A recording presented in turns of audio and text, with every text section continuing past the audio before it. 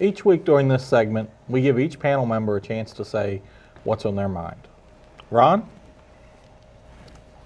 I would hope that over the next couple of years that the elected school board, as has been elected, and that can change. I mean, depending on what happens to Karen Harshman, how the makeup's going to be, I would urge the elected school board to really be careful on going forward for the next 4 years.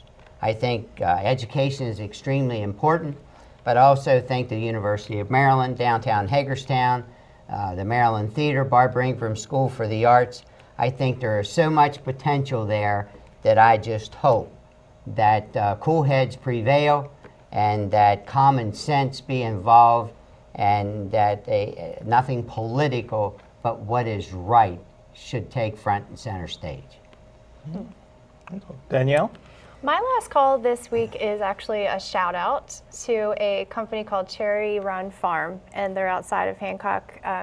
I got my first real Christmas tree this year. I've never had one in my life, and I'm 30-something years old. So they are just wonderful people, Beth and Jeff Hall, and they have an alpaca farm there. They come out to help you cut down the tree for you, haul it back. They threw it up on my truck, wrapped it up and everything. So shout out to them. Thank you so much for making this Christmas a little bit different and a little bit more special.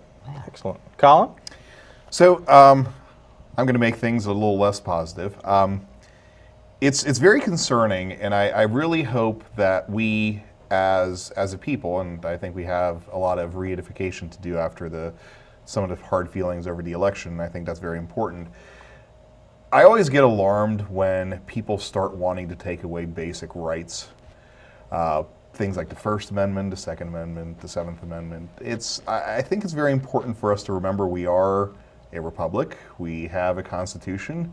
The Constitution shouldn't be in a museum case because it's a piece of history. It should be a living document. And that's all I've got to say. Yeah, and to build a little bit off of what Colin said, I actually saw an article, very surprised on this, from all sources, the Huffington Post.